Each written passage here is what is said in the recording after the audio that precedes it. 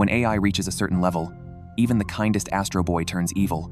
He begins complex calculations on the wall, startling the doctor with the formula for an anti-proton bomb capable of destroying Earth. What exactly is going on? The story is set in a world where robots are highly advanced and coexist with humans. They have the same legal rights as humans, can work, form families, and even engage in politics. The 7 most advanced robots each possess unique skills and can alter the world's landscape and direction. However, a devastating wildfire rapidly consumes a forest in Switzerland. The scene is far beyond what a normal fire could cause. Mont Blanc, one of the 7 robots, is tragically killed in this disaster, found with 2 sharp horns embedded next to his head, clearly murdered. The news quickly makes headlines. Gesicht, another of the 7 robots and a European criminal police officer, is full of questions upon seeing the news. Mont Blanc was beloved by people and had served as a hero in the 39th Central Asian War, later becoming the guardian of the Swiss forests. Who would want to harm him, and why? Shortly after, Gesicht received news of a new murder case. The victim was a human, a major advocate for robot protection laws. Strangely, an object resembling horns was also inserted into the victim's head. While Gesicht was pondering the meaning of this, news of a suspect causing trouble nearby came in. The attacked were a human police officer and his robotic partner, attacked by a man with tattoos wearing a red hat. Before the police could finalize their capture plan, Gesicht located and effortlessly subdued the drug-addled suspect.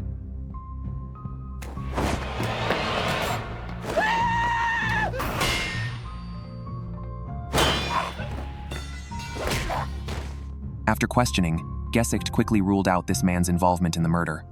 Nevertheless, even with such a violent criminal, Gesicht could not harm him due to the Robot Act, which prohibits robots from harming or killing humans. Later, Gesicht found the destroyed body of the police robot in a pile of trash.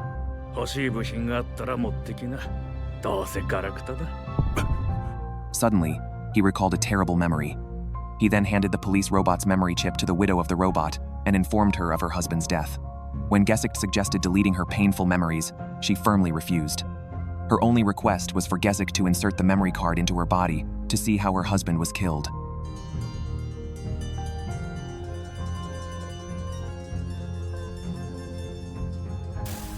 Unexpectedly, they discovered that an object had moved from the murder scene's apartment to another building at the time of the crime. The perpetrator clearly was not a robot, but such skills were also beyond human capabilities. Gesicht took the information back to headquarters, believing the murderer could likely be a human or an organization opposed to robots. Since the method used was identical to that in the Mont Blanc case, Gesicht speculated that the same culprit might be involved in both cases. However, considering no human traces were found at the scene, it seemed more likely that the perpetrator was a robot. If a robot did kill a human, it would be a very serious issue. To investigate the truth behind robots committing murder, Gesicht visited a special prison and met the first robot known to have killed a human. The robot immediately recognized Gesicht as one of the top 7 robots and guessed his purpose. The murderous robot claimed it killed out of self-awareness, not due to a programming fault, which is why humans feared it. It offered to exchange memory chips to share more information with Gesicht, who declined and showed photos of the crime scene instead. He asked about the meaning of the horn-like symbol. The robot explained that it represents Pluto, the god of death in European mythology, indicating that the target was the world's most advanced robots. It warned that all 7 top robots would face mortal danger. Meanwhile, in an ancient castle in Scotland, the blind music master Duncan hired a new robotic butler named North 2. Despite North 2's diligent care for Duncan harbored hostility towards his new butler. North 2 had participated in the 39th Central Asian War and was stained with the blood of other robots. In Duncan's eyes, it was nothing more than a cold killing machine. Whenever North 2 attempted to touch the piano, Duncan would scold him for tarnishing the music. Duncan believed that robots could only produce precise data, whereas true music should carry the soul, such as the golden wheat fields and twilight of his homeland that he remembered. Unfortunately, no matter how hard Duncan tried, he could never recreate that cherished landscape on the piano keys. One night, North 2 accidentally heard Duncan humming an unfamiliar melody in his sleep. It tried to replicate it on the piano, hoping to help its master overcome his creative block. However, when Duncan discovered this, he angrily ordered it to leave, denouncing it as a killing machine. But North 2's desire to learn the piano stemmed from its wish not to return to the battlefield. It did not give up and continued to practice the piano secretly, despite Duncan's harsh reprimands. North 2 longed to advance in music, but Duncan mockingly told it that music played by a machine could never be real music, because machines do not understand human emotions. Duncan then revealed the reasons behind his strong prejudice. Duncan had a tragic childhood. Raised alone by his mother with poor eyesight from a young age, he was abandoned at a boarding school when his mother left with a wealthy man. At the school, Duncan faced bullying and fell gravely ill. Fortunately, a mysterious doctor saved his life, but his eyesight deteriorated until he went blind. Later, he learned that his mother died lonely, never achieving her dream of marrying into wealth. In revenge, Duncan bought the castle that should have belonged to his mother. His greatest obsession was to use music to show how beautiful the homeland she abandoned was. Duncan then fired North 2. Before leaving, North 2 performed one last time, impressing even Duncan with its improved piano skills. After North 2 left, the castle returned to silence, with everyone discussing Duncan's work only for its commercial value, ignoring the landscape of his homeland. However, the melody North 2 played lingered in Duncan's mind. Inspired, he rushed to the piano and finally played the landscape of his dreams, only to see his despised mother in the melody. Angered, he was about to smash the piano when North 2 returned. It had visited Duncan's homeland and discovered that the lullaby haunting Duncan's dreams was taught to him by his mother. The truth was, she had never abandoned him. She had turned to the wealthy man only to raise money for his treatment. Learning of her son's hatred, she chose to leave silently and live out her days alone. As North 2 sang that lullaby in its mechanical voice, Duncan finally recalled the memories buried under his hatred. It was because of his beloved mother that his homeland scenery was so beautiful. From that day, he no longer felt that robots could not understand human emotions. Together, they began to create music. However, on the day Duncan completed the composition, dark clouds loomed, a sign similar to the one preceding Mont Blanc's attack. North 2 placed Duncan in a safe location and faced the formidable enemy alone in the storm. In the darkness, Duncan could only hear the roar of explosions until, as the clouds dispersed, he faintly heard a familiar lullaby, the last song of North 2. Thus, the second of the top 7 robots fell. Meanwhile, Gesicht noticed that the condition of his chaotic memories was worsening, yet his diagnostic results showed no issues. His creator suggested that Gesicht might be overworked and recommended a vacation in Japan with his wife. Upon arriving in Japan, Gesicht encountered a kind boy on the roadside, protecting a snail Astro Boy, one of the top 7 robots. Adam's AI was more advanced and closer to human than Gesicht's, having even served as a peace ambassador in the Central Asian War. To uncover the truth, Gesicht decided to give his memory chip to Adam, hoping this more advanced robot could discover key clues he had overlooked. Unexpectedly, after reading the data, Adam excused himself to go to the restroom but then started crying uncontrollably, clearly having seen Gesicht's private memories. Meanwhile, a new murder occurred in Japan. A lawyer involved in revising international robot laws was killed at home, with strange horn-like objects similarly inserted into his head, matching the method used in previous cases. Unlike typical police investigations, Adam discovered through subtle clues at the scene that the victim had attempted to contact Dr. Okinamazu before dying. This clue revealed a terrifying fact. Not only super robots but also their creators have become targets. These scientists had one thing in common. They were all members of a United Nations investigative team. Before the outbreak of the 39th Central Asian War, the United Nations used the pretext that the Persian Kingdom was hiding mass destruction robots to justify an invasion. Consequently, the UN formed a team to inspect the Persian Kingdom. During the investigation, they found numerous abandoned robots, which the Persian Kingdom claimed were just a scrapyard for decommissioned robots. However, the investigation was merely a pretext. Without conclusive evidence, the United Nations still launched a war against the Persian Kingdom. Although the top 7 robots participated in the war as part of a peacekeeping force, they became pawns in the conflict. These super robots, used as tools of war, could not comprehend the human notion of justice and ended up slaughtering countless of their kind on the battlefield.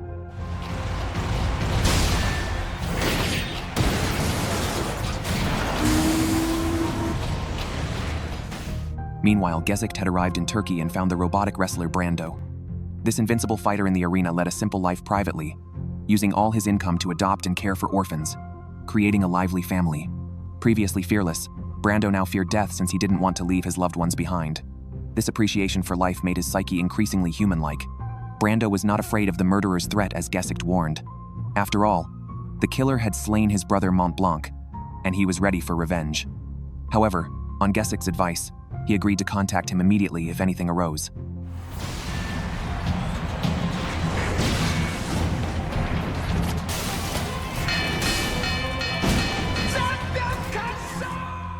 Gesicht then met with Brando's rival, the top Greek fighting robot, Hercules, who was also deeply traumatized by the war.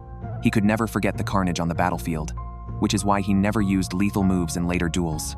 Upon learning that all the top 7 robots were targets, He suspected his old rival might be in danger. Just as he predicted, while Brando was preparing to take the children to the zoo, he sensed a threat miles away and had to cancel the trip. The children thought of him as a family-neglecting liar, unaware that their father, fully armed, was heading to a deserted coast to face the enemy.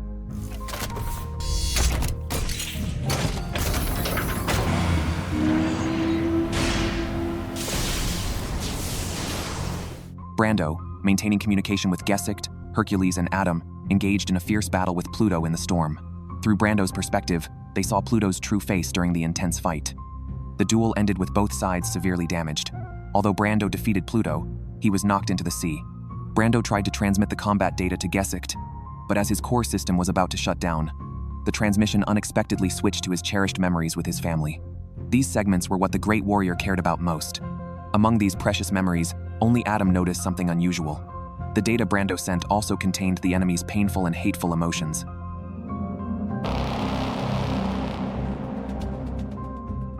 Brando's death caused countless fans to mourn. Many attended his memorial service. Hercules also skipped his match to investigate the scene of Brando's death. Strangely, no fragments of the killer were found at the scene, only a symbolic object made from Brando's arms resembling horns left on the rocks. It seemed that the terrifying Pluto was still alive. Consequently, Hercules urgently requested his friend to send him battle armor. Although his friend didn't know what Hercules planned to do and advised caution, Hercules donned the armor, prepared to avenge his brother. Just then, a glowing orb appeared in the sky and blocked Hercules. The arrival was Epsilon, one of the top 7 robots and a pacifist. He had been regarded as a coward by humans for refusing to participate in the Central Asian War but still believed firmly that war was pointless. After the war, he adopted many war orphans and took great care of them. He argued that humans and robots must break the cycle of hatred, as seeking revenge was not a solution. Unfortunately, Hercules was not receptive to this argument. At the same time, a strange tornado struck Tokyo, causing 5 large feline animals to escape, leading to a tense situation as police tried to rescue a little boy surrounded by the animals. A girl managed to lure the animals away, allowing the police to successfully save the boy. This girl was Uran, Adam's robot sister, who possesses a strong ability to perceive emotions. She informed the police that the animals were not vicious but filled with anxiety and fear. Adam eventually arrived to pick up Uran, and they left through a robot-specific passageway. However, a man passing through the human channel caught Adam's attention, as Adam couldn't determine if the man was human or a robot. This man, named Abdullah, a doctor from the Persian kingdom, had come to Tokyo for a technology expo and was also invited by the police to assist in an investigation, as he was the last person to see a victim of a serial murder case. The police did not suspect him, but when Dr. Abdullah passed through the human channel again, the alarm suddenly went off. He explained that he had lost most of his body in the war and was now filled with mechanical prosthetics, which triggered the detection. The next day, Uran sensed an emotion of fear and followed it until she found a destitute robot under a bridge. The robot was trembling, seemingly engulfed by an unknown fear. With Uran's comforting, the robot gradually calmed down and even drew a beautiful picture of a flower field on the wall. Normally, Uran should have reported this to the police, but she asked Adam to keep it a secret because she could still feel the robot's lingering fear. Surprisingly, this robot seemed to possess the power to revive life, a remnant of its memories and abilities. However, deep inside it, there was also a vision of hell.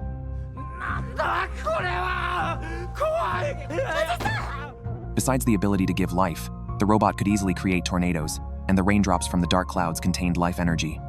However, this brief moment of harmony was soon disrupted by Adam and his group's arrival. After all, a robot with such strange powers couldn't be left unchecked. Uran was unhappy that her brother had disclosed the secret. Upon seeing Adam, the robot inexplicably developed intense hatred and even released horn-like lightning due to a system overload. When everyone arrived, they discovered that the robot had no brain CPU, and theoretically, it shouldn't have been able to move. It turned out that Pluto was the one controlling the body through electromagnetic waves. Moreover, Dr. Abdullah, who was behind the scenes, had come to Japan with the next target being Adam. On the other side, Gesicht was planning his first trip to Japan with his wife. However, while organizing the itinerary, he was shocked to discover that they had already booked the same trip 2 years ago, a trip neither he nor his wife remembered. They only recalled being in Spain for training at the time, supported by numerous photos, which unusually seemed too many. The more Gesicht thought about it, the more it felt wrong, leading him to undergo a comprehensive examination again, which showed everything was normal. This made him suspect that someone might have tampered with his memories. Yet, the doctor found no anomalies in the data after checking. To get to the truth, The doctor reported the situation to his superiors, but the response was unexpected. The superiors stated they had invested heavily in Gesicht and advised the doctor not to meddle. It appeared that they indeed had altered Gesicht's memories in some way.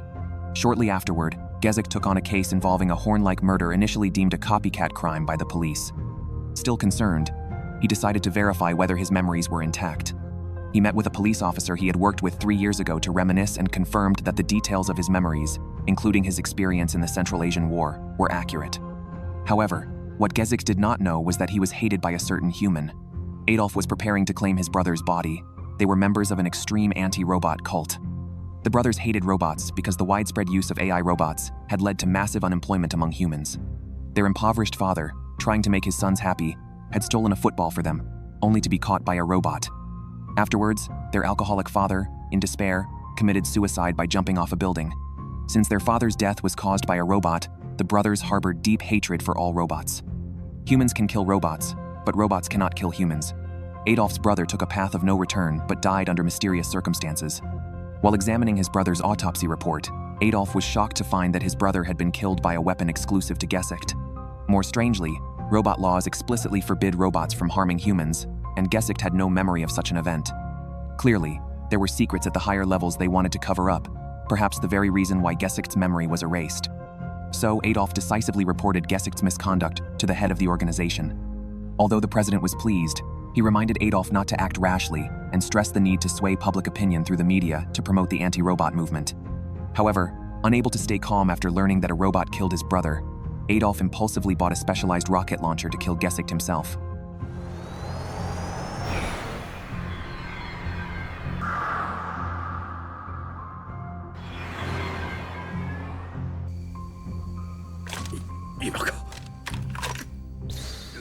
His plan was interrupted by Epsilon, who came to ask Gesicht to help prevent Hercules from seeking revenge. Epsilon knew that if the situation worsened, it could lead to a disaster worse than the Central Asian War. He was aware of the harm war could do, as he knew a war orphan who suffered from war syndrome and who, seeing a huge figure in the desert, could only utter a single phrase even now. The next day, Dr. Okanamizu had an unwelcome visitor at his home, Dr. Goji from the Persian kingdom. Goji, a genius scientist, had uploaded his consciousness into a robot and threatened the life of Okanamizu's grandson, forcing him to send Adam to fight Pluto in the storm.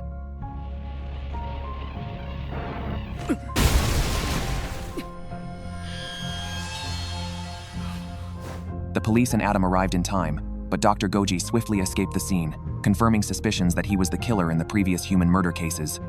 When the police caught up, they found only a shell left behind, with the brain CPU taken by cockroach robots. It turned out that Pluto's vengeance stemmed from hatred sparked by the war.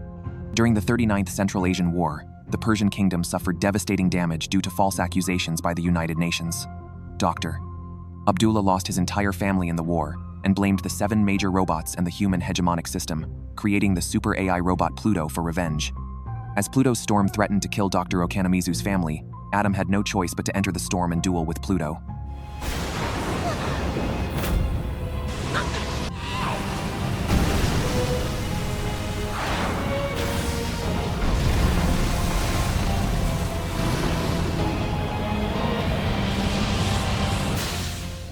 Despite his immense strength, Adam could not avoid defeat. When Uran arrived, Adam was already motionless. Adam's death instantly affected Gesicht, who had exchanged data with him, and even made him aware of Adolf targeting him. Adolf's unilateral action also angered the organization behind him. Just when the organization sent someone to assassinate him, Adolf had a last-minute change of heart and decided to visit his brother's grave, inadvertently escaping the assassination attempt. On the other side, Gesicht, preparing to travel to the airport, saw the news of Adam's death on television. He then realized that his nightmare from the previous night was true.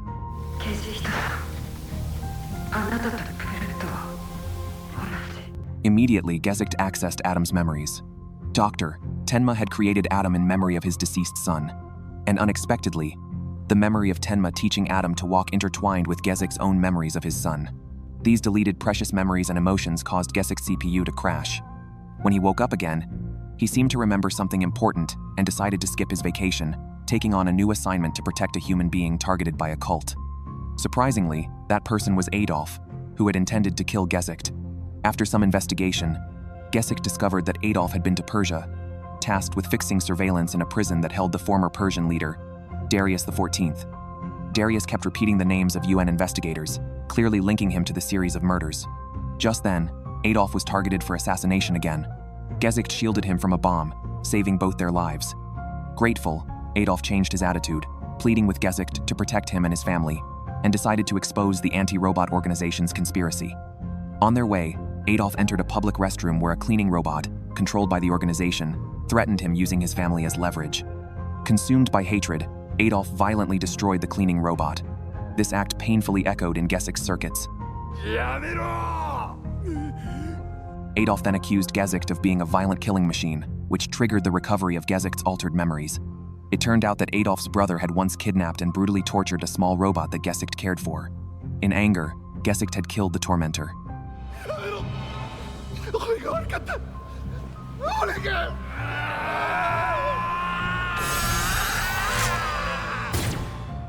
Facing Adolf's harsh criticism, Gesicht had no desire to explain and quickly left Adolf in a safe house before going on to find the killer robot. The robot's motive for killing was revenge. Intelligent robots had evolved to have emotions identical to humans. They could love, hate, and when pushed beyond limits, they could also choose to retaliate. Meanwhile, news broke that Epsilon's creator had been assassinated. Realizing the danger, Epsilon decisively took Gesicht's creator into protection.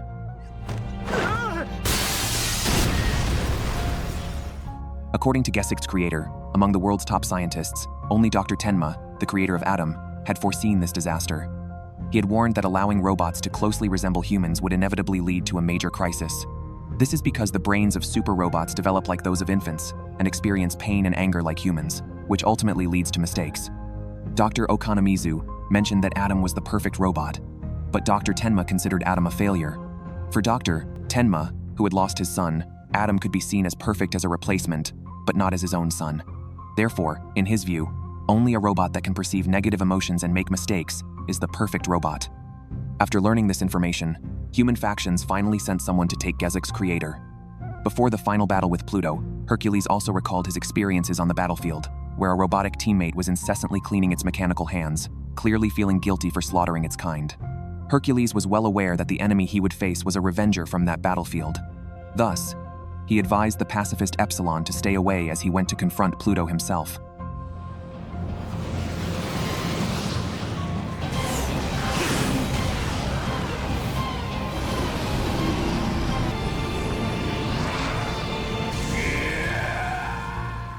True to his namesake, Hercules fought valiantly, matching Pluto in strength and managing to exploit Pluto's greatest weakness by dividing his human and robotic actions.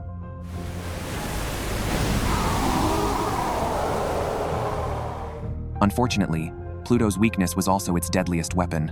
Pluto countered, gaining control over Hercules and ultimately destroying him in the air. Meanwhile, back at the safe house, Gesicht faced a sudden attack by the cult organization. Confronted by an assassin with a rocket launcher, Gesicht protected Adolf and his family as they fled in a car. At a critical moment, Adolf finally asked Gesicht for help, wanting to set aside their past conflicts and not involve his family.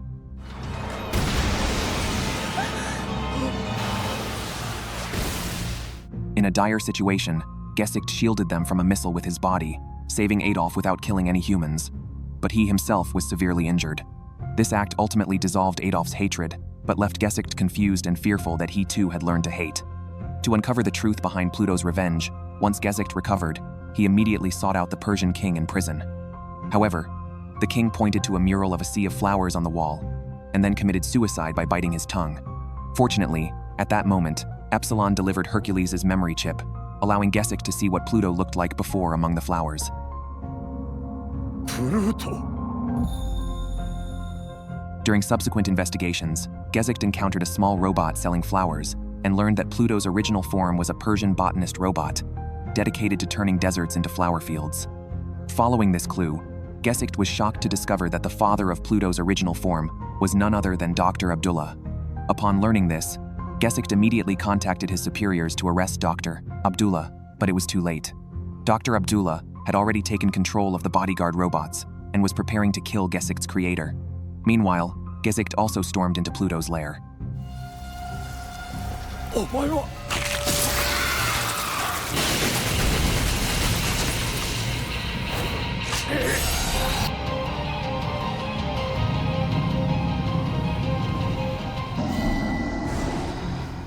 The injured Pluto, unable to unleash his storm, was no match for Gesicht, especially since Gesicht was made from a special alloy immune to even the strongest electromagnetic attacks. The outcome was clear, but Gesicht hesitated to act. He knew that the bloodthirsty monster before him was not just Pluto but also a botanist who had lost everything. Dr. Abdullah had lost everything in the war, transforming his kind son into the powerful, revenge-driven robot, Pluto, and told him that hatred never fades.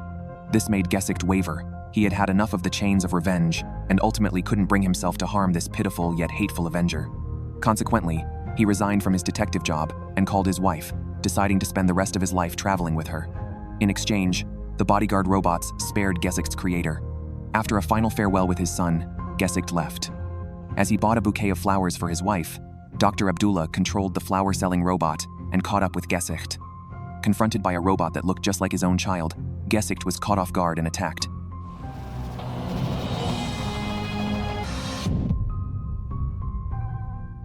The core of his body was pierced, and the brave and wise detective fell. In another part of Tokyo, Yuran, having lost her brother, felt an immense sadness. As she prepared to visit her brother's grave, she sensed an even deeper sorrow, belonging to Dr. Tenma, who had now lost his child a second time. Dr. Tenma brought the most advanced equipment and began repairing Adam's electronic components. Strangely, even after all of Adam's brain parts were fixed, he still wouldn't wake up. This reminded Dr. Tenma of a past project where he had created a perfect robot with 9.9 billion personalities. This super AI, theoretically capable of becoming anyone, fell into an eternal sleep because its multitude of personalities left it unsure of who to be.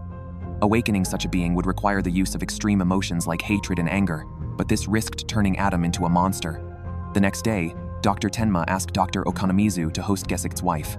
She is also a robot, but both doctors could easily see that she was holding back her grief over the loss of her husband, determined to fulfill his wish to travel.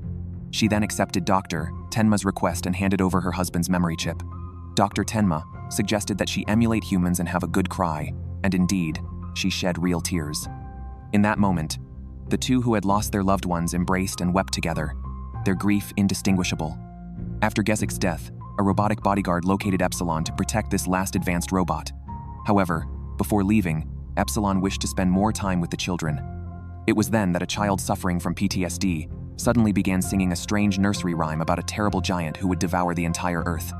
Epsilon immediately asked a weather robot to investigate any giant creatures reported during the Central Asian War, but the search yielded nothing. As he left, Epsilon reminisced about the past. Reluctant to participate in the war, he was assigned to clean up the battlefield afterward.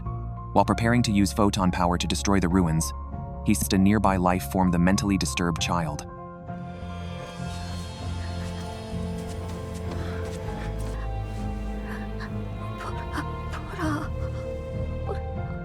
After rescuing the child, Epsilon then turned the entire city's ruins to ashes. Only then did the officers realize that Epsilon was the most powerful super robot in terms of combat ability. As Epsilon instructed the officers to immediately gather relevant intelligence, he sensed that Pluto had attacked the orphanage. At the same time, the fortress he was in was destroyed by a super ray, instantly vaporizing all humans. Only the robotic bodyguard survived. Epsilon then instructed the bodyguard to protect the children, while he himself charged into the storm center to battle Pluto.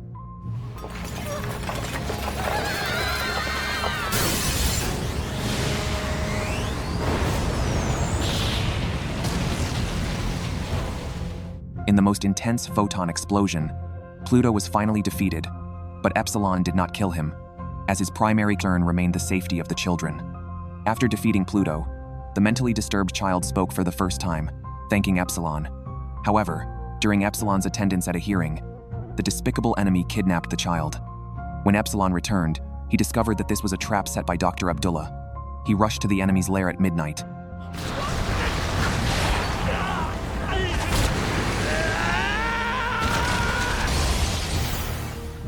As a photon robot, Epsilon couldn't utilize his full strength in the darkness and was captured and severely beaten by Pluto. Although Pluto was supposed to kill Epsilon during the night, he hesitated.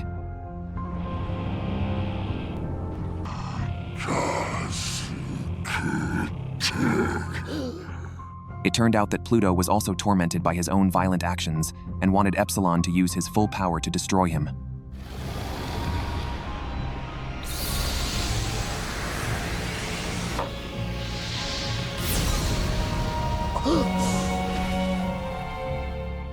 Just as Epsilon was about to unleash his final move, he saw the inner heart of Pluto, who deeply desired goodness. Epsilon hesitated, facing this young soul striving for good. But in that moment, the giant mentioned by the child attacked him. To protect the child, Epsilon sacrificed his mechanical arms. Weakened, Epsilon was then fatally struck by the crazed Pluto. Epsilon ultimately disintegrated into photons, disappearing into the sky. Using his last moments of life, he protected the child he loved most. However, before Epsilon's consciousness completely dissipated, he transmitted his memories to Tokyo using special radio waves. The anger of Gesicht, the sacrifice of Epsilon, and the pain of countless war victims all surged into Adam's brain. This top-tier robot finally revived. After awakening, Adam turned dark and wrote a series of formulas on the wall. Dr. Okanamizu was instantly shocked upon seeing them. They were the formulas for creating an anti-proton bomb, powerful enough to destroy the Earth. Could it be that even Adam was now set on ending the world? Following this, he blasted through the wall and escaped from the laboratory.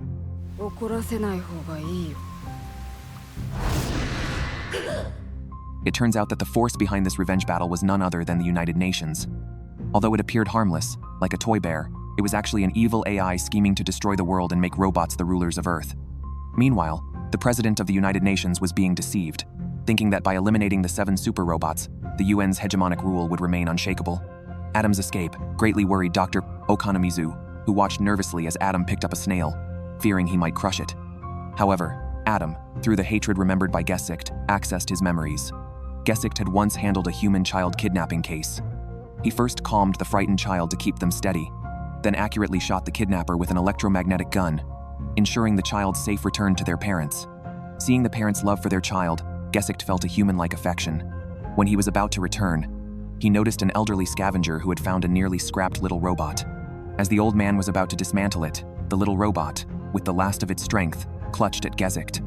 This act moved Gesicht, who then purchased the small robot and took it home for him and his wife to care for.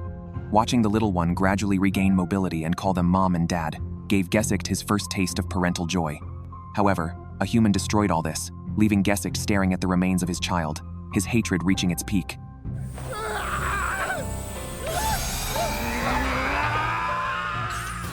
Yet, when he protected Adolf's family, Adolf tearfully told him that he had let go of his hatred towards robots. In his final moments, Gesicht had an epiphany.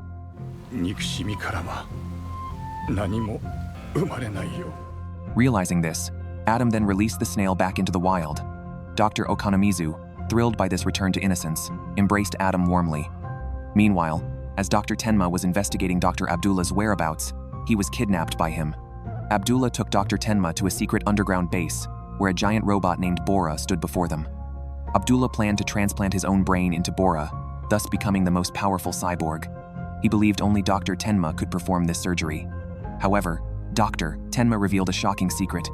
Abdullah was not human but a robot, one that Dr. Tenma had personally created. At the same time, the now normal Adam publicly disclosed all the truths Gesicht had investigated before his death. Everything traced back to the era of the kingdom.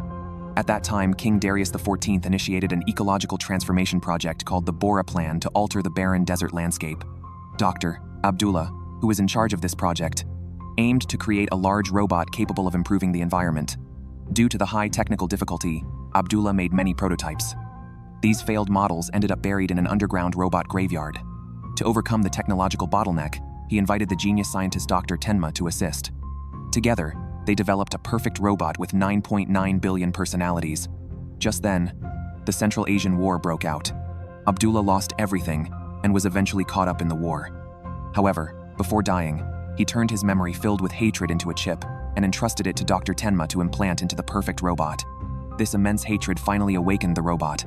This robot not only perfectly inherited Abdullah's personality and appearance, but also developed the ability to deceive itself, even believing it was Abdullah.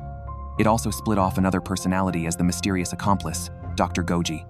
Utilizing its ability to freely transfer consciousness, it switched between different robot bodies through countless mechanical cockroaches, orchestrating a series of complex conspiracies.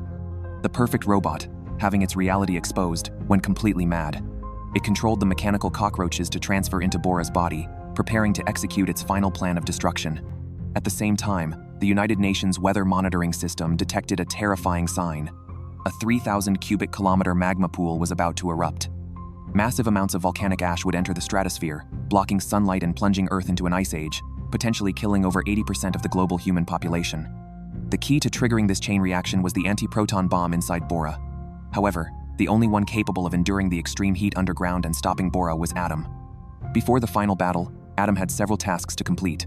He first met with the assassin robot and asked him to handle the mastermind robot behind all this.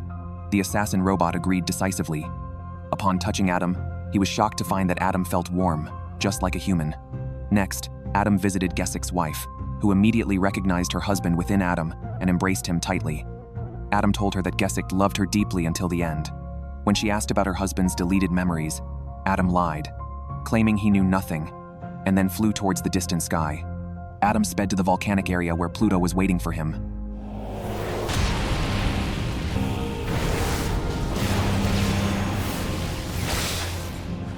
Pluto extended its horns to attack, but Adam, much stronger now, easily broke Pluto's weapon. Adam called out the names of the companions killed by Pluto. Although they had sinned, they had found new directions in life after the war and did not deserve to die so cruelly. In anger, Adam broke Pluto's arm, vowing to avenge his companions.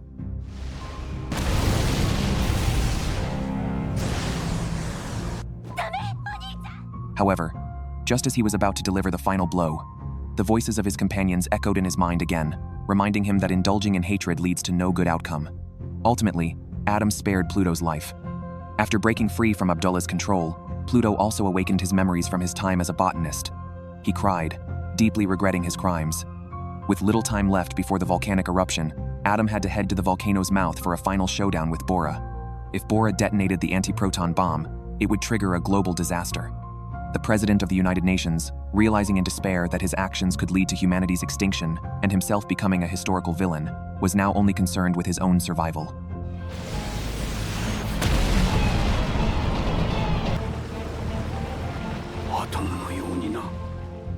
Deep underground, Adam finally confronted Bora. Despite the risk of his body melting from the intense heat, he was determined to stop the hate-driven monster. However, just as he was about to sacrifice himself, Pluto intervened. His body was more heat-resistant than Adam's, and he decided to pave the way for Adam, attempting to awaken Bora from his hatred. Yet, the monster was beyond communication. Pluto asked Adam to send him the data for the anti-proton bomb, then pushed Adam out of the volcano and charged towards Bora himself. The two robots, each loaded with an anti-proton bomb, fused in the high heat and triggered a violent explosion. However, the collision of their different metals triggered the Peltier effect, neutralizing the lava's heat. The intense change in the energy field created a spectacular aurora in the night sky, a beautiful sea of flowers created by the botanist with his life. The massive crisis was finally over. Meanwhile, the assassin robot located the mastermind behind everything. The toy bear, thinking the assassin robot also harbored hatred towards humans and wanting to invite him to plan the next steps, was surprised when the assassin robot spared the president and instead eliminated the evil AI. Adam, however, was left in confusion. Were the sacrifices of those who died because of hatred meaningful? Will hatred ever truly disappear? With an open-ended conclusion, this story has finally come to an end. This anime is like a divine collaboration in the world of manga. Osamu Tezuka's original work is an idealistic robot fairy tale, but Naoki Urasawa has stripped away the fairy tale facade, turning the story into a mirror reflecting reality. The 39th Central Asian War is a naked allegory of real wars, launched under the pretext of weapons of mass destruction, leaving behind only cities of blood and lies. The robot soldiers forced to slaughter their own kind in this war are the embodiments of real-life soldiers, both perpetrators and victims manipulated by power. This deconstruction of war allows the anime to transcend traditional sci-fi boundaries, becoming an anti-war story cloaked in science fiction. The most shocking setup is the logic behind the ultimate villain, Pluto. Its hatred stems from the trauma of human warfare, which in turn spawns a new cycle of vengeance. Unfortunately, this seemingly unsolvable problem is one that even Naoki Urasawa cannot provide a solution for. In the ending, Adam chooses understanding over destruction to dissolve Pluto's hatred. This might seem idealistic, but it carries a profound meaning. The most perfect AI, understanding hatred but choosing love, might be the hint Urasawa is offering. What do you, the viewers, think? Feel free to share your opinions. アトム、憎しみからは何も生まれないよ。